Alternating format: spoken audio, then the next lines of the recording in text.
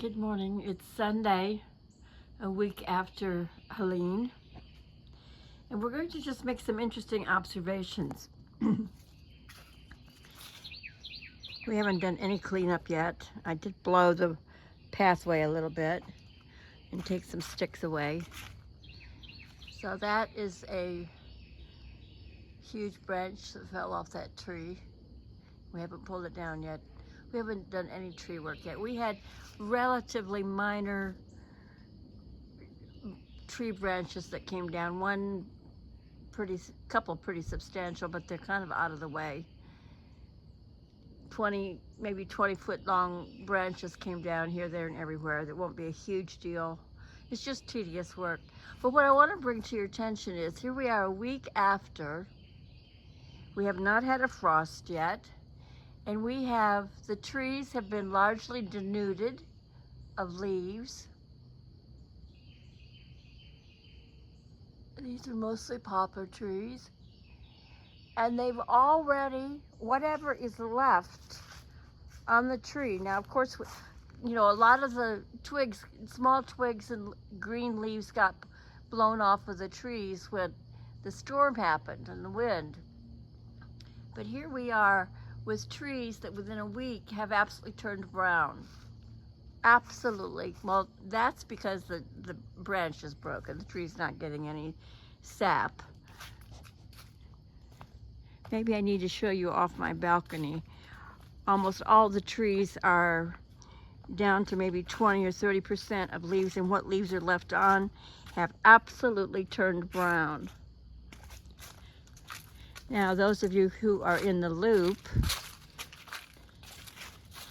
know that the matrix is almost gone, and we're 99% as of a couple of days ago.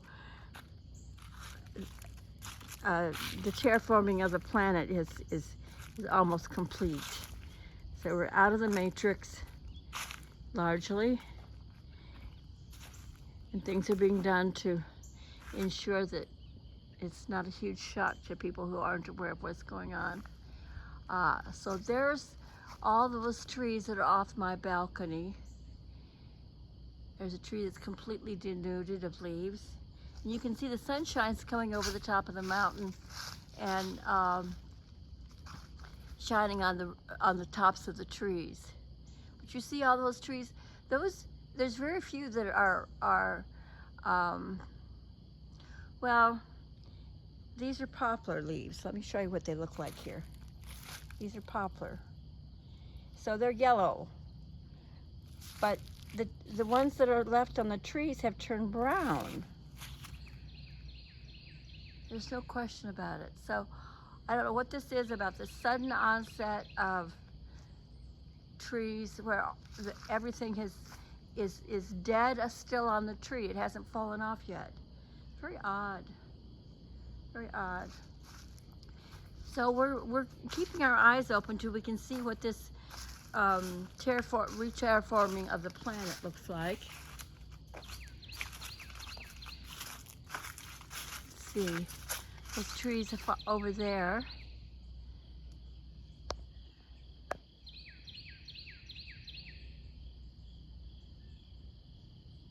It's not so obvious here.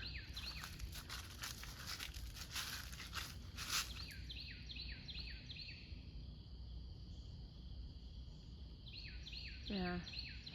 Now our frost date this is what? The 6th of October. And our official frost date is usually the 15th. And I understand this year it was projected to be the 18th. So we've been having 60-degree weather at night and high 70s and 81 or so for the last week. Now it is supposed to get cooler this coming week, but right now, this is where we're at. So we're just paying attention. We want to see how things are changing. I thought maybe the hummingbirds had left the area because I didn't see them for a day or two. And I made sure I had fresh sugar water in the hummingbird feeders. And yes, I have seen hummingbirds yesterday. Still a little early this morning. I don't know what wakes up hummingbirds. You know, they're in this state of, I'm sorry, I have a blank about what it's called, where they're kind of in stasis at night. It's not a coma, it's kind of a stasis. And I wonder what wakes them up in the morning. Is it the heat from the sun, or is it light that activates them to wake up?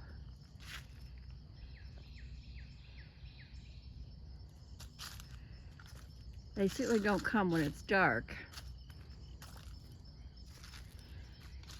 These azaleas have been a big win this year. Those are 5 or 6 inch in diameter leaves. And that had fallen over during the storm. And now that we have some sunshine, it's beginning to stand up straight again. Isn't that fun? Oh, I have some more heucheras to plant. I've lost 3 and I'm trying to get more color in here. Because you can see the nice beautiful red and purple ones plumb disappear in the leaves. Okay. So our impatiens have been a win this year. An absolute win. The ones furthest away in that pile were done, you know, shortly after, you know, in May, when as soon as it was possible to really start planting. The ones along the hostas here were all volunteers from impatiens I had planted last year. And all these ones along here, ooh, can I get under this? Oh. All these along here, you know, I only planted like about 6 weeks, and these again were extra volunteers. Oops. These were extra volunteers, and I planted them. Look how they've thickened out. They're about 5 or 6 inches deep, but they've spread. Each plant has spread. I mean, like for instance, this right here, this whole thing right here was one little tiny 1.5 inch plant, and look at how it's spread out. And look at all the blossoms on these things, and all the buds. The desire to reproduce oneself is so strong that even when they're only an inch and a half high, they're already putting out buds to make flowers and seeds. It's incredible. And they're very, very hardy. They look very, impatiens, they look very delicate, don't they? Don't they look very delicate? It's not hardwood, it's very, very soft, but they can wilt down in an afternoon and come back just as soon as they get a little bit of water and cool. Oh, we have cyclamens blooming here. You see? Oh, they look like, you can't hardly see them because the sun's shining on them. Oh, kind of pink and purpley. They're a fall plant that comes up.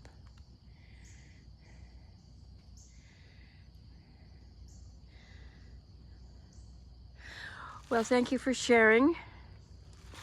We've been so covered up with the storm. We had 24 inches of rain. We had lots and lots of trees down on the road up and down the mountain that was entirely cleared by the people who live on the road.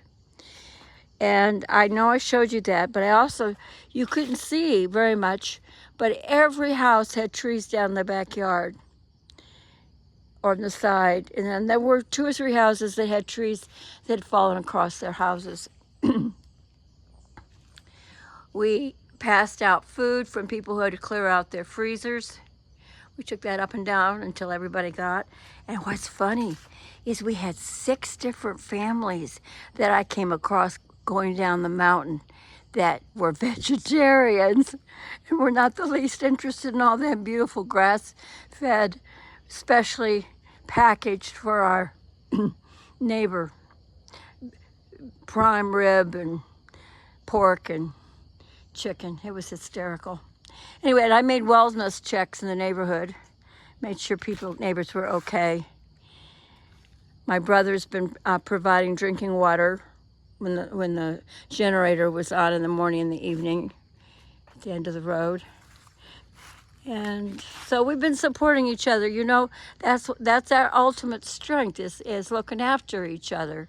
And we can get in and look after somebody right now, whereas if you have to call for outside agencies, and you know, if they don't deem it safe, they're not going to risk their lives or let you go in and rescue by reports that we're getting from the community. So, neighbors taking care of neighbors.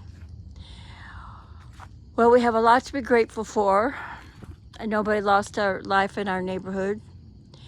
Power came on Saturday evening from Duke Energy. We had 381 customers in our little section of the side of the mountain. And I think it's going down this morning again so they can, you know, clean up the project because, you know, they just kind of, it looked like they just kind of cobbled things together to get us up. Lots of telephone poles and lots of, at least 4 transformers that they brought. Gosh, you can't see this on the camera. I'm going to try and pull this in. But those are all dead leaves on those poplar trees. They are no longer green. Can you see that? I'm sorry, I'm doing the best I can with this camera. Well, you know, we have a lot to be grateful for. We're no longer in the matrix. And the terraforming was reported to be 99% complete by Friday evening. So we're looking for evidence that it's happening. All right. Thank you so much for sharing. We appreciate. Maybe we'll get some sticks picked up here. We've done really well at being calm because we were well prepared. But, you know, there's still kind of an element of shock. You need more rest, have to take a nap. Can't really face picking up sticks and clearing out all the leaves because it's important, but it's not the most important thing, right? So we'll see how things go with all that. Thank you so much for sharing. We appreciate.